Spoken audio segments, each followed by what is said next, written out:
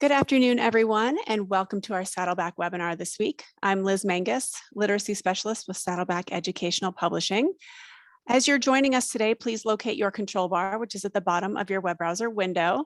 That is where you will find the chat, the Q&A, and the live transcript option. As you're communicating with us today in the chat, if you could please make sure you select everyone or panelists and attendees from the drop-down menu so that whatever you are typing, everyone will be able to see it when you hit send. Sometimes it will say everyone, sometimes it will say panelists and attendees. It just depends on which version of Zoom you have. But if you don't choose one of those options, only a couple of people here at Saddleback will see your comment. And it's just more fun when everybody gets to see what you have to say. You can use the Q&A area for your questions, and those can be questions either for Saddleback or for our presenters today.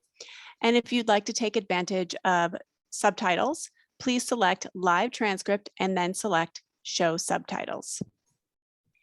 We're on Twitter, and when I say we, I mean Saddleback and our presenters today, Dr. Arena McGrath and Michelle Shorey. So go ahead, let everybody know you're joining us today. If you're catching this, if you're catching us on the recording, that's okay. Still go to Twitter, let everybody know you saw us today. We would definitely appreciate that. We'll get started in just a few minutes. While we're waiting, let's say hello to Irina and Michelle. How are you? We're doing well, thank you. Thank you. Great. Let's see who's here in the chat. We've got a few people who've already signed in and joined us today. If you could go to the chat, let us know where you're joining us from today. We always like to hear who is here. And it's the end of the workday for a lot of people. So if you are on with us live, thank you so much for being here. We know everybody's tired at the end of the workday, but this is still a great learning opportunity. It's going to be a great conversation around print versus digital reading. I know we've got some people on with us from California, so hello to you.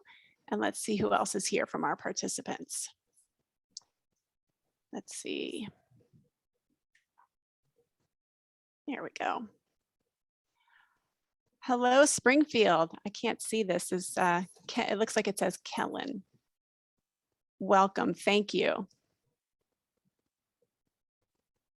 Oops, there we go. All right, and you ladies are joining us from Kentucky this afternoon, right?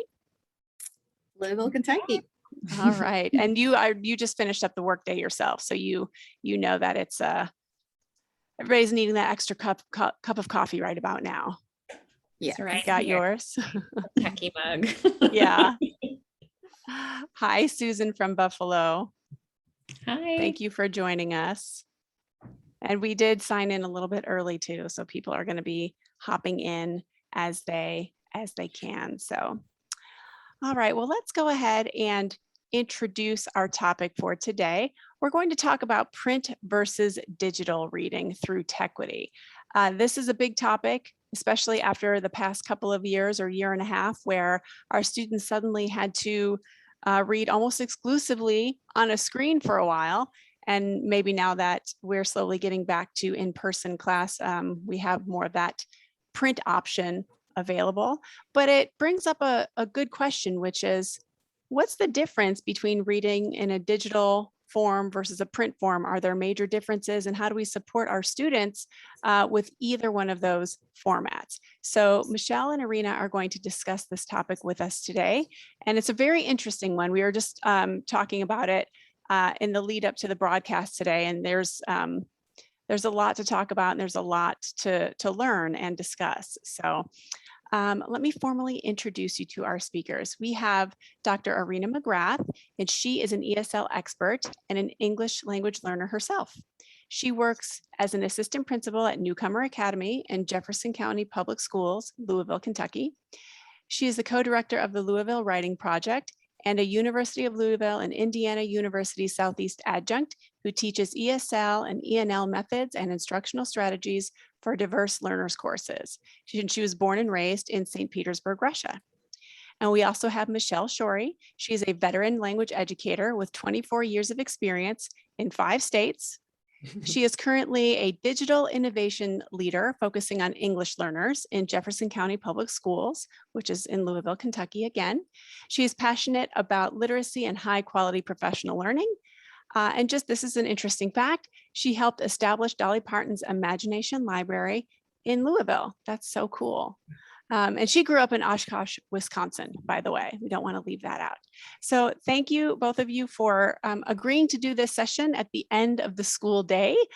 We appreciate you having that extra cup of coffee to be able to join us and discuss this topic. So thank you again, and I'm going to let you take it from here. Okay. All right. Well, welcome everybody.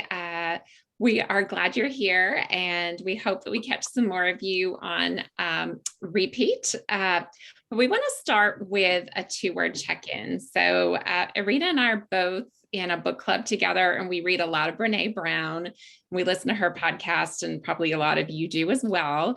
And she talks about the way she starts every meeting with her team is through a two-word check-in. She asks everyone to share quickly how they're sharing or how they're feeling in just 2 words.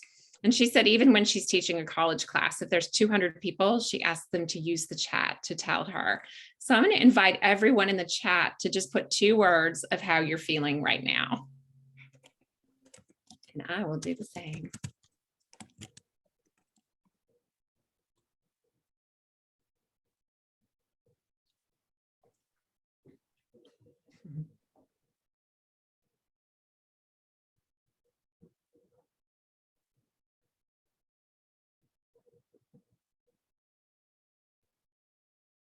Yay. I see lots of tired, lots of optimism and excitement.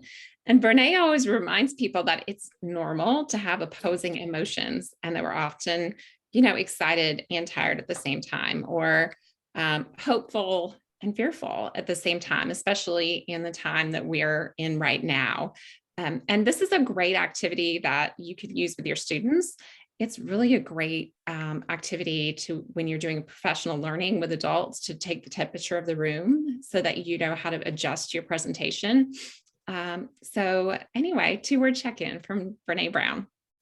All right, we're going to start our presentation now, and we're going to start with a little bit of research.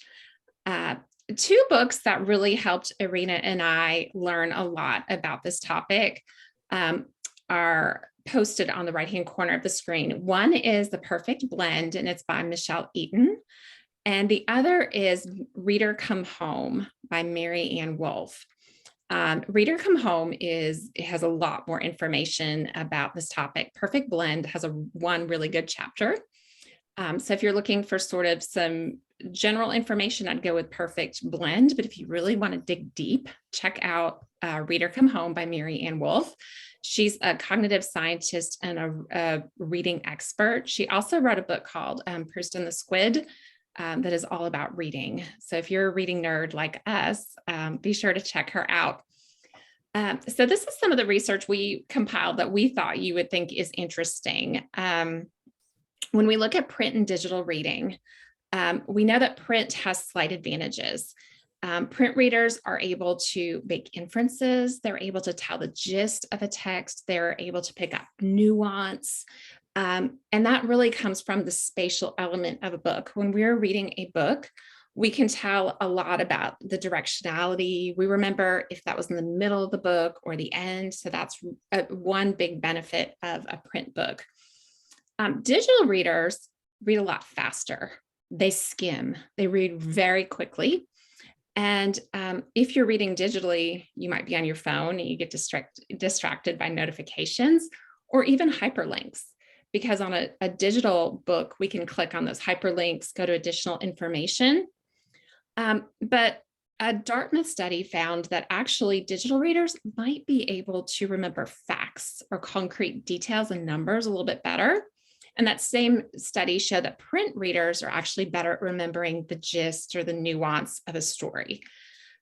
So when you're thinking about if you want your students reading digitally or print, think about the purpose of your text, and that's going to make a big difference. If it's just a short section and you want them to get a general idea, digital is fine. But if it's a really long text where you really want them to digest the text and to really pick up on subtle details, you probably want to print it out or give them a print version. So here's some other facts about print and digital. Some exciting news is that we now consume about 34 gigs of text per day. That's all the scrolling we do on our phones, just all that incidental reading that happens during the day. That's about as much as a novel. We have never read this much ever. So in order for our brains to read that much, we're skimming. We're not reading as carefully as we used to. Also, digital readers tend to multitask. I bet this is no surprise to you that digital readers spend 90% of their time doing something else. When we're reading print, we only do that 1% of the time. Digital readers crave simplicity. They love clickbait articles, things on Facebook, top 5 ways to lose weight. We love things like that when we're reading digitally. So we can use that as teachers when we're writing digital text, when we're creating something for students to read online. We probably want to use headings and chunking, make it short sections with catchy headlines. That's going to help our students consume that text a lot better. TLDR. Do you guys know that acronym? If you do, put it in the chat if you know what TLDR is.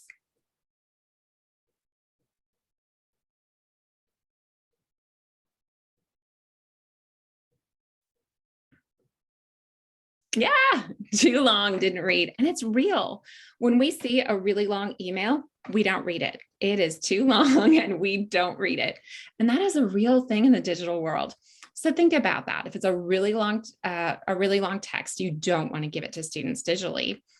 Print, as we mentioned before, offers a benefit because there's directionality in the book. Students remember if things happen in the beginning, the middle, the end.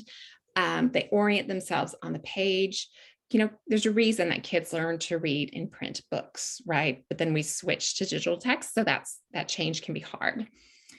When you are working with digital text, it's a really good idea to mix print activities with these digital texts. You want to do things like sketchnoting with a digital text or annotating, like teaching students how to annotate on a digital text. So these are some skills we want to do. We want to mix the print and the digital if we can. So we're taking notes alongside that. And then finally, digital reading is here to stay. It's cheaper. We can get things out to people quickly. So we need to practice it. Oh, and one more thing that is interesting about reading digitally. In college classes, when we look at students taking classes online, when they have a textbook, they tend to read it one time, the chapter. When we have a digital text, we do read it more quickly, but we tend to revisit that text multiple times. So digital reading actually lends itself to multiple reads, which is really interesting too. All right, so Rena's going to talk to you about some strategies. Right. But these are strategies for reading any text, not just print, but digital as well. So we all know how important it is to always use before reading strategies. And some examples of them include build background knowledge or pre-teach vocabulary. If you're an ESL or ELL or MLL teacher, you know that if your students do not know at least 95% of the words in the text, then their comprehension of the main points is likely to be inadequate. So our students need to know vocabulary in order to comprehend any text. And 95% is the magic number. That's what research tells us, 95%. During reading strategies are also extremely important. And Michelle and I provided just 2 examples here on this slide. But if you click on the word during, it will take you to our ELL 2.0 side, and we have so many more strategies there. At the end of our presentation, we will give you bit.ly to our slides, and you will be able to click on all the links and get additional resources.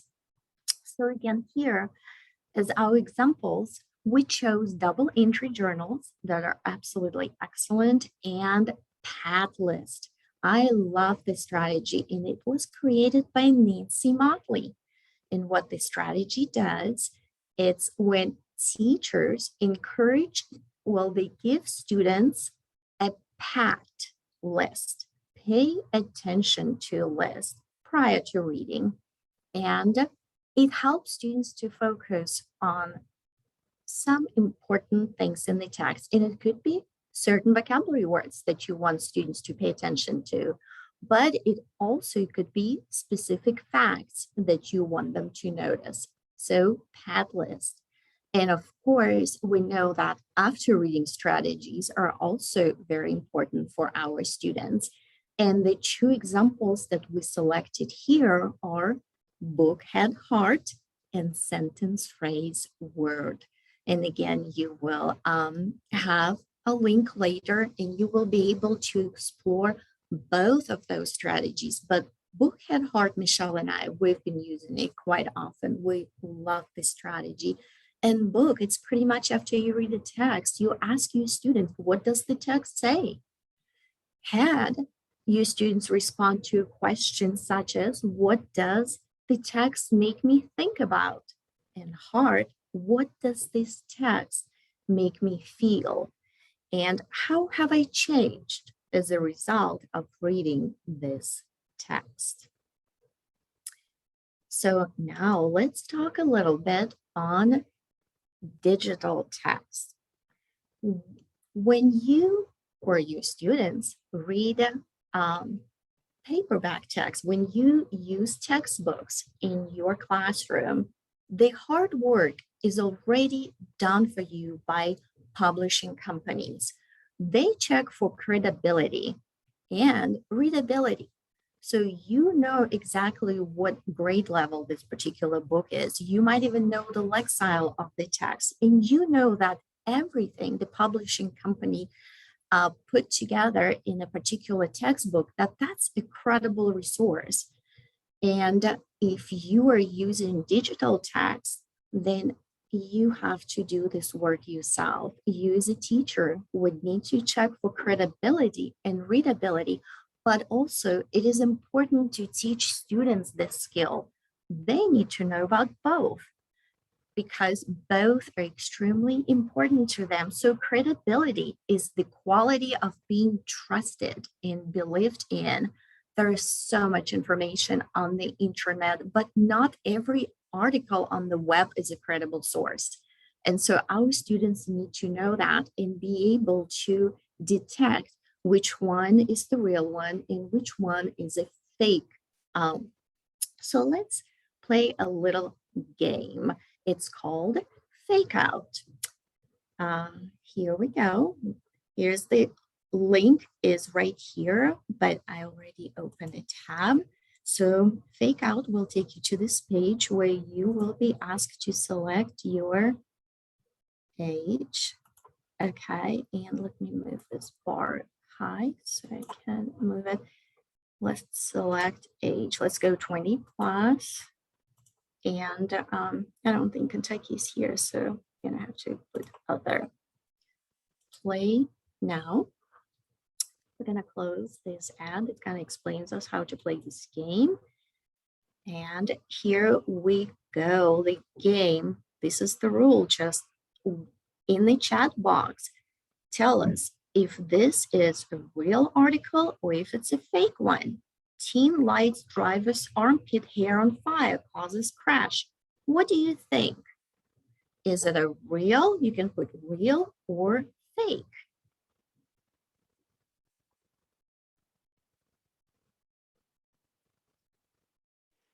Okay, I see a lot of fakes and maybe one real. All right, let's go with the majority. Let's go with fake. Whoops, this story is true. This one is a true story. Let's go to the next one. Let's play another one. Average person swallows plastic equivalent to a credit card every week, report finds. So what do you think? Fake or real?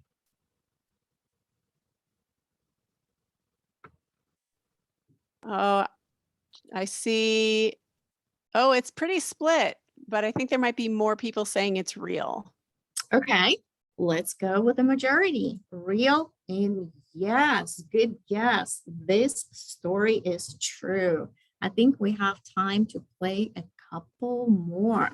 let's go to the next one. Man stops in the middle of highway to catch Pokemon Pikachu, causes major highway accident. What do you think? Real or fake? True or false? It looks like most people are saying true. Okay, let's go with true.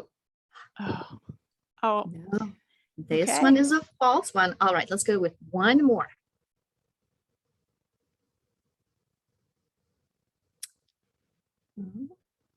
What do you think? Is it possible? Can this happen?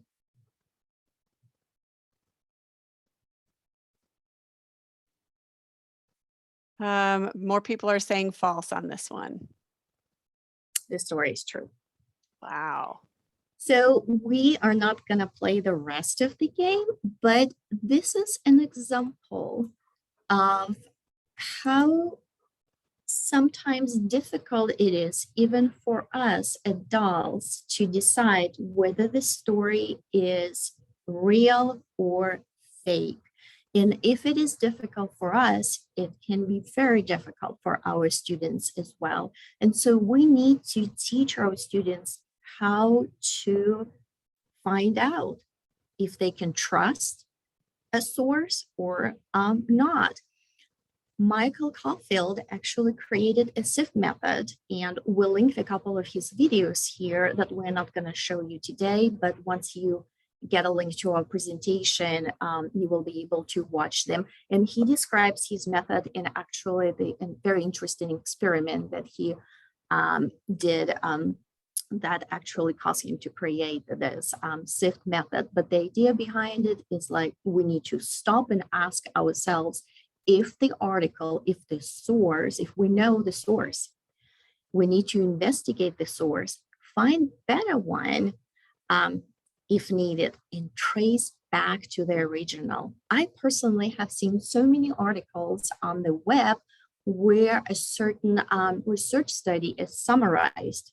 So the best thing to do is always trace back to the original research, because if you're reading a summary, it is someone else's summary and human errors happen. So if you truly want to know what the researcher said, trace back to the original.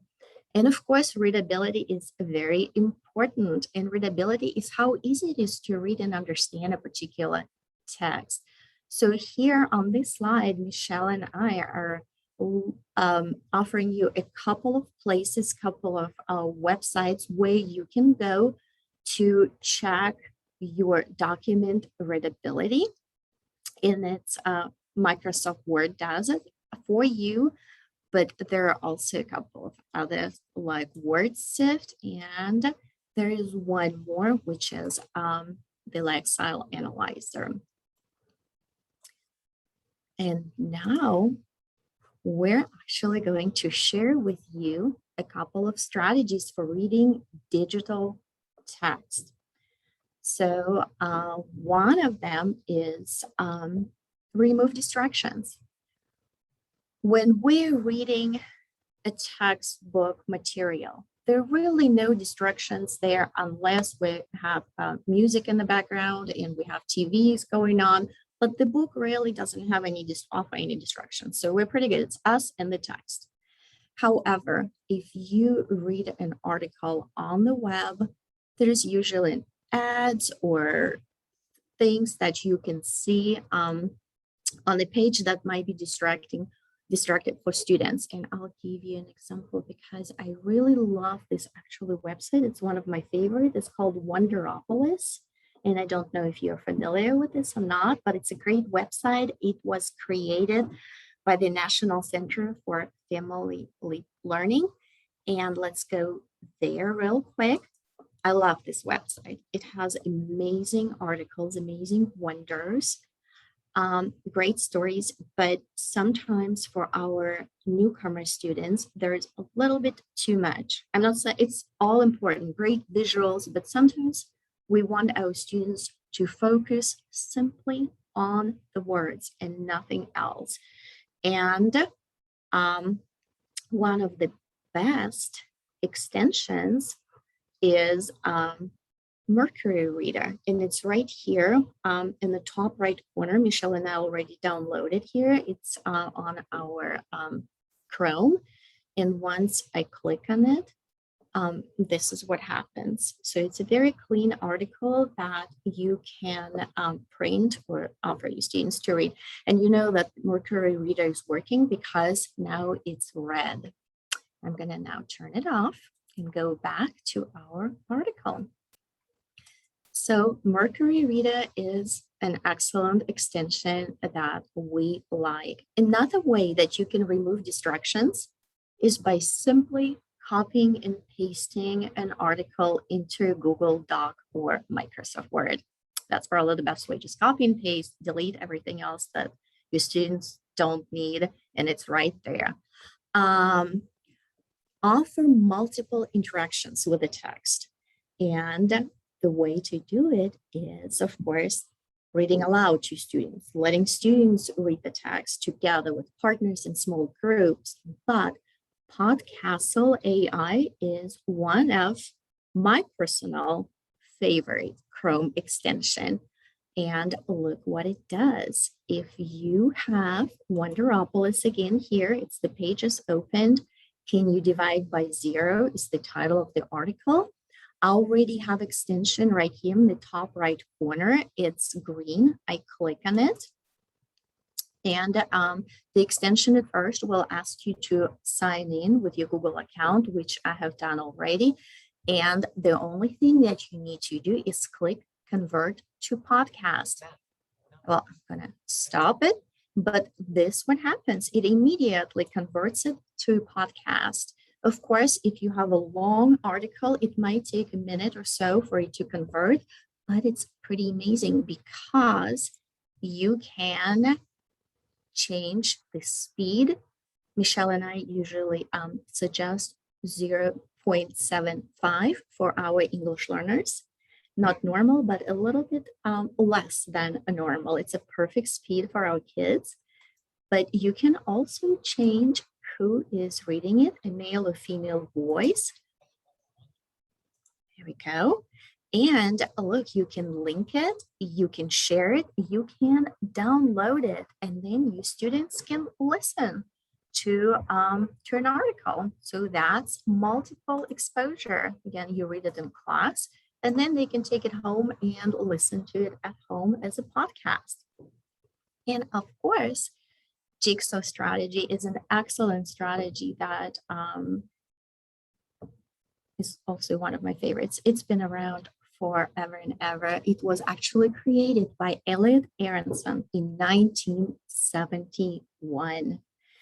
And pretty much every educator is familiar with the strategy. It's when students work in small groups and they divide text into different parts, and each student is responsible for one part. And then they read it together and discuss it. There are different variations of the strategy, but it's amazing. It's one of my favorites. And the next one, strategies for reading digital text, is to ensure active engagement with the text. That's very important for our students. And there are so many ways you can do it.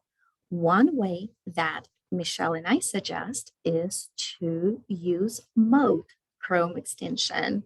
And it's an excellent one. So it works with Google Docs, Google Forms, and I just created, it's a blank, let me see, a blank Google slide presentation. And as you can see, because we already have Moat, both Michelle and I love Moat, it's right here. It shows up as a purple circle, letter M. And once you click on it, you click on Moat, and it starts recording. And once you're done recording, you have an option to insert this note anywhere you want, or you can delete it. And at this point, I'm just going to go ahead and delete it and close Moat. And of course, one other strategy that ensures active engagement with the text does not require technology, but it's close procedure. And we're all are very much familiar with that. It's when students read a passage with a few words removed from a passage. And as students read or listen to a text, they need to insert missing words. And for our newcomer students, we offer them a word bank. But if your students are more proficient in English, then maybe they can just listen to a podcast and write the words in the text without a word bank. Michelle, you want to take over here? Yeah. About oral discourse? And I just wanted to share too about Moat. If you are Google Classroom users, Moat is really powerful. I used Google Classroom in a summer class and it integrated beautifully. And I found that I could grade things and give meaningful feedback much faster than typing comments. I clicked the little Moat button and gave feedback that way. Research says kids are 3 times more likely to respond to oral feedback than written feedback. And I found that was definitely true with the newcomers I taught this summer. By giving that feedback orally, they could hear intonation. It just created a much warmer environment. I'm teaching a post-secondary class right now, a graduate class, and I'm using Moat for feedback there. And the students have actually said they really like it. I think it's a great way to warm up a class that's online. They get to hear the teacher's voice. So another use for Moat, we like it a lot, obviously. So another thing when you're reading digital text, we mentioned earlier in the research section that if it's a really long text, you need to chunk it. So one of the things you can do is promote oral discourse. Think about ways that you can get students to stop and talk about what they're reading. So Padlet is a tool that I'm sure all of you have used before. And when you're using Padlet, a lot of people, just type in the responses. But if you go to Padlet, there are actually a ton of additional tools. One of them is video, where you can record a video of yourself talking about something. The other thing you can do is also just create an audio recording. So what Irina and I like to do is offer students a choice. So how would you like to participate in this discussion? You can write your response, you can create a video, or you can create an audio response. And we love to give students voice and choice in that way. Another way that you can make sure that students are digesting a digital text is to get them to pause, turn, and talk. Irina mentioned Nancy Motley earlier. She has a wonderful book called Talk, Read, Talk, Write. And that's exactly what students are doing. They're talking, then they're reading, then they're talking, and then they're writing about the text. So really thinking about chunking that text. And again, remember when we're reading digital text, we're reading a lot faster and we're skimming. So we want to get students to do that, to pause. One of the strategies you might also think about with a digital text is every few paragraphs, have the students summarize what they've read. That would be a great point to do it right here in this oral discourse section. Another thing we want to do is mixing print activities with digital text. Irina and I have a website, and on our website, we have a couple of samples of activities for you. We have sketch notes. So here are directions. If you go to our website, you can search for sketchnoting, or you can look on the side index. We actually have directions of how to sketchnote. These are directions for a live sketch note that you could use with, as kids are listening to a TED Talk or something, but you could also use these same directions for students as they're reading a text. If they're reading a digital text, I would have them create the sketch note on paper. I think 2 digital things going at the same time is really hard for our brain. Another tool that we love is called a one-pager. And a one-pager is a place where students can create images and thoughts, and they can put all of this in. They usually have a title, a summary, an important quote. You can give them a template so they know how to create that one pager, but this really gets them to slow down as they're reading. Again, if they're doing a digital text, I would ask them to do a written one pager. If they're doing a written text, I might have them do a digital one pager so that we've got some blended learning going on. And then the last thing you want to do, you really want to think about reflection and recall, because students are reading these texts. We talked about 34 gigs, about how much we're reading in a day, and they're consuming so much. You want to have some opportunities for students to share what they've learned. So something like Kahoot or quizzes. There's so many more game sites now. Our colleague, Drew Courtney, made a really cool graphic the other day, assembling a bunch of different games. So look for him, Mr. Courtney ESL, of all the different game sites there are. But, something like that can really encourage students to think about those concrete details. And then the last thing, when we're thinking about recall and how much students remember, retrieval practice is an area that's really interesting right now, and really affects how we learn. And so in retrieval practice, we think about brain dumps, where we get students just to take a moment and just write down everything they're learning, and then using a strategy like say, mean, matter to really think about their reading. In Arena and I have links to all of these activities. But again, all of these strategies are really going to help students consume digital texts. And that's important because digital texts aren't going anywhere. They're easy to share. They're inexpensive. They can be updated all the time. So thinking about how we can read them best is really important. So what are you guys thinking so far in the chat about digital texts?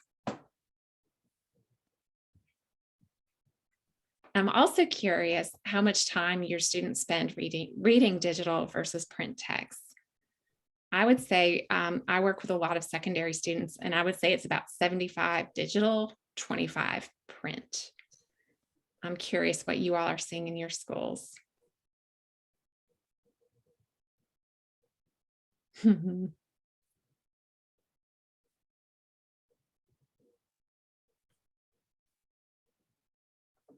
Anybody in the chat want to say what percentage you think? Yeah. Yes, I do think after print. And you make an interesting point when you mention that in elementary, high school, 70% digital. So it's interesting that we teach kids to read on print, using print materials, and then we automatically switch to digital, but we really never tell them how to make that difference, right? How to make that switch. So thinking about strategies like Arena and I just shared is really, really essential. The biggest thing is telling kids, hey, when you read digitally, you read a lot faster. You need to slow down and think about it. That's, the number one tip I would give. Okay. So we want to share some places where you can find some digital text. So a lot of these places you've probably heard before. But one is Unite for Literacy. So put in the chat if you've used this one before.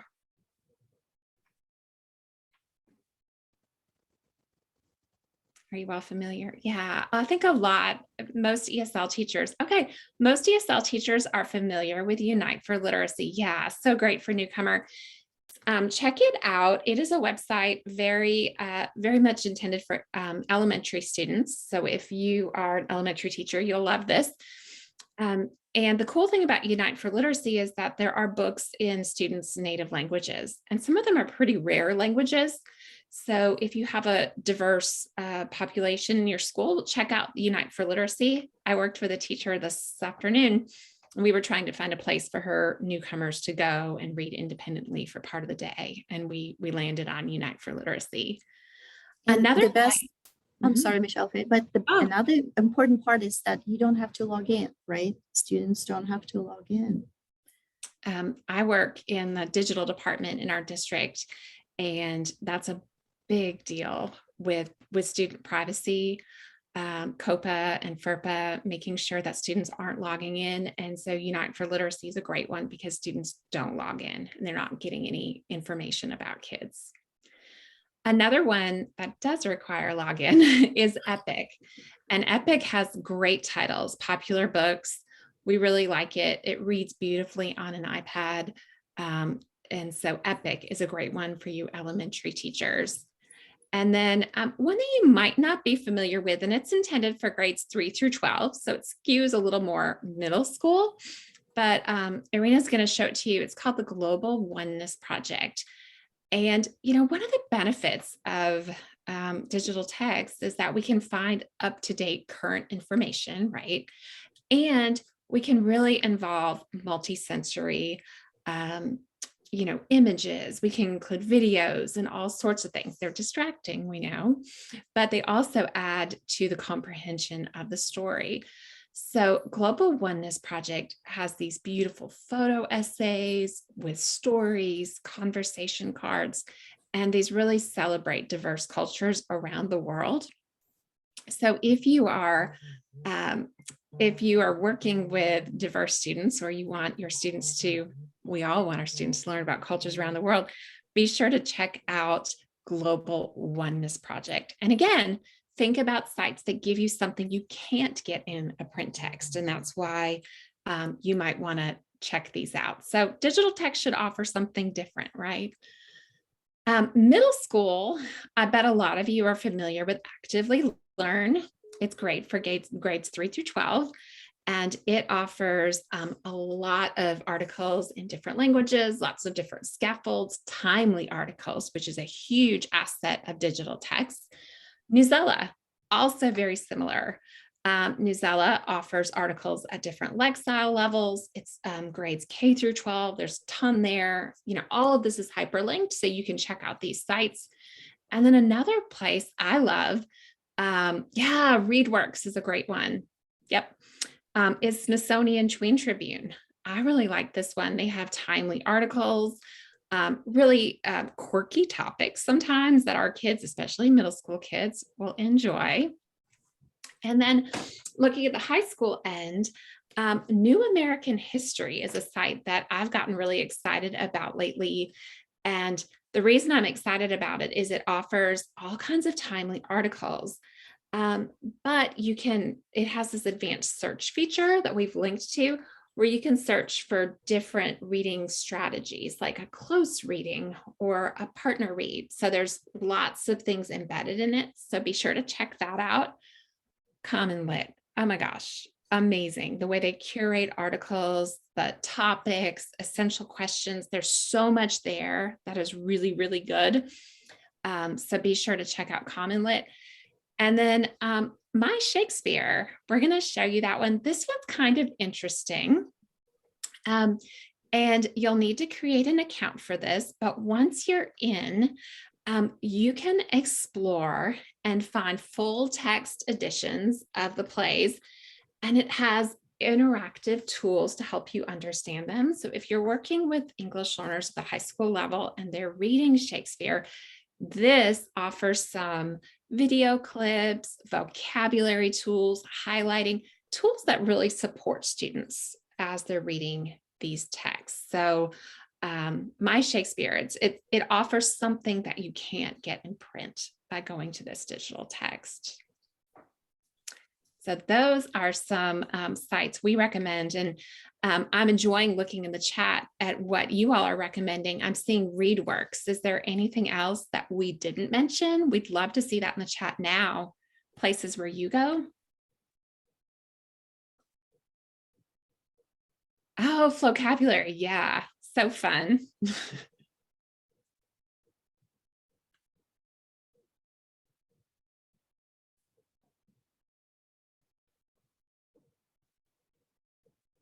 Pebble Go.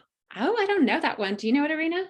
No, this one isn't new for me. No, don't know. That's why I love doing this. Together we're brilliant. We're learning a lot from each other. So this is really fun.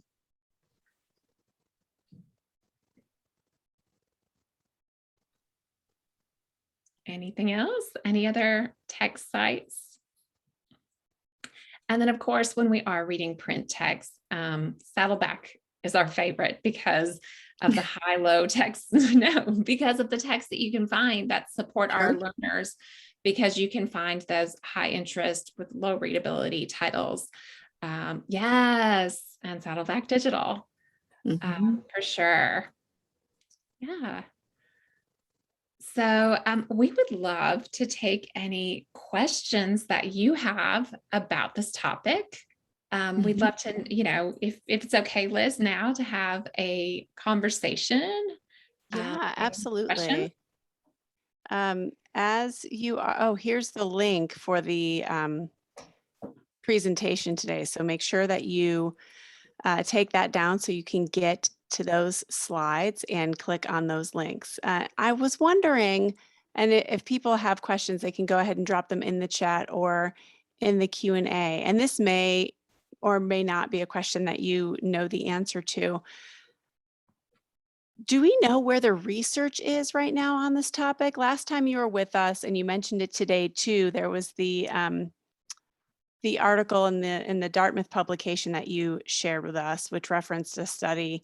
But I just wonder, what's the current state of that particular of this particular topic in the research world?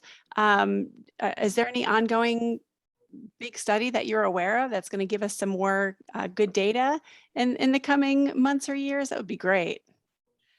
So that book, Reader Come Home, is really good. That came out fairly recently, and Marianne Wolf is amazing, and she's compiled lots of research. And that's really the premise of that whole book. Is she's worried about, reading. And she talks a lot about, one thing we didn't mention in the research is that when we're reading, we're always like, as a kid, I remember reading books and you always had that picture in your mind of what the setting looked like. And you were putting the story together in your head. Now kids can just click and see what it looks like. So what does that do to our imagination?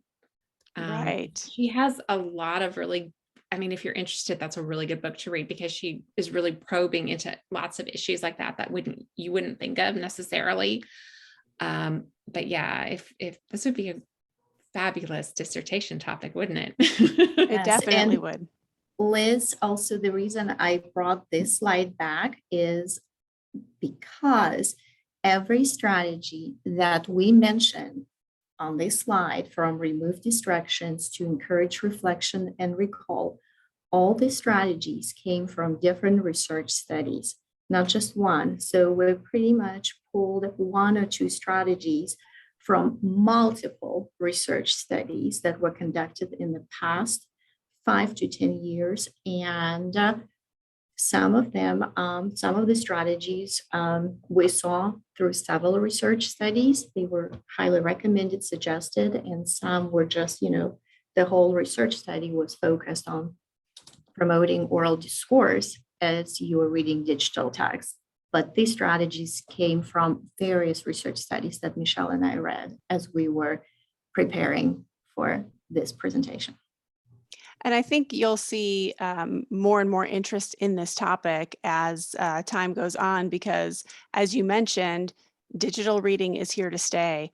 And our students were exposed to digital reading before COVID, but now it's an even bigger part of their lives. There's more and more of it happening in schools. So equipping everybody with these strategies to ensure that they can read effectively is huge. So we thank you so much for sharing with us today.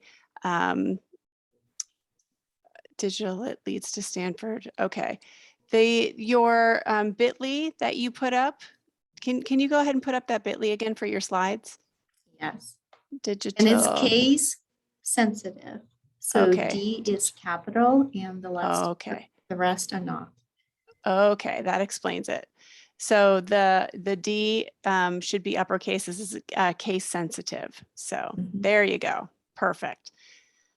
All right. Well, this has been great. I look forward to more learning on this topic with both of you moving forward. But before we go, again, there's a couple more minutes. If anybody has any comments or questions, go ahead and drop those in the chat. What I'm going to do is let everybody know who is coming up next week. We're going to continue this conversation a little bit. We'll be in the same realm talking about digital tools with our English learners. We're going to have Dr. Katie DiGregorio on the webinar, and I know many of you know her and her work. She is going to talk about student-centered learning for our English learners with instructional technology, the power of instructional technology for deep content learning and for student agency, all while we're acquiring language. So this is going to be a really good one. Michelle, have you attended this session before? Or Irina, have you seen her do this session before? I haven't seen the session. I love everything she does, though. Yeah, Same here. I have not seen this session, but she's amazing. Katie's she's amazing. great. Yeah, this is it's just a coincidence that your sessions were back to back, but I'm glad they are because I think one, dovetails nicely into the other and talking about the power of instructional technology, the power of tech tools, but also knowing, having the strategies and the know-how to implement in a way that really empowers students. So please join us for this. This one again is going to be at 5 o'clock Eastern time next week. I know it's a little late in the day, but that's okay. We could still come together and have that cup of coffee and power through. And then don't forget, Saddleback's Go ELL Literacy Library is now available. This is our tween.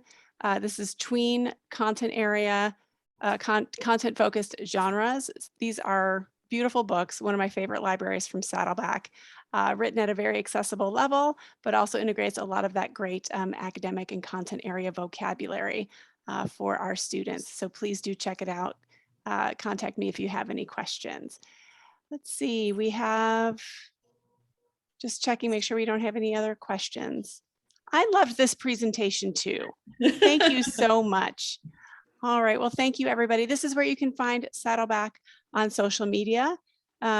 We love to hear from you on Twitter. I know a lot of people who registered were not able to attend live. So if you're catching this on the recording, go ahead and tweet. Let us know what you thought and tell us what you learned. So, oh, we did have one question that just came in. Chris wants to know, curious about research on formatting on the screen versus print, fonts, line spacing, line width. I see so many digital documents that have horribly long lines, tiny font sizes. Is this an issue? That's a great question. I've not seen anything like that myself, but have you come across anything around that in your, what have you heard on that? So Irina and I, our website, I put a link to it a couple times, ELL 2.0. If you go there, we have a graphic called Techquity, and it references a website where you can go and check the contrast on a website where you can actually look at the readability. Their recommendations are no more than 2 fonts on a website. And then they talk about, if you we have a link to a website, I think it's called Web Aims, but check that Techquity graphic and we link you right to it. They'll tell you what fonts are best. There's a color contrast checker you can use. We know that, for students with dyslexia, Comic Sans is actually a great font for them to read. Designers hate it. Kids, if you have dyslexia, it's easier for you to read though. So a couple of other tips on there, but check out our Techquity graphic and we link to that site. I didn't know that about Comic Sans. That's I mean, I knew that about designers, but I didn't know that about students with dyslexia. Wow. See, every time I have you on, I learn more and more. So, all right. Thank you so much, everybody, for joining us. And hopefully we'll see you next week for another great session. Thank you, Irina. Thank you, Michelle. Everybody have a great evening and we'll see you again soon. Bye. Bye.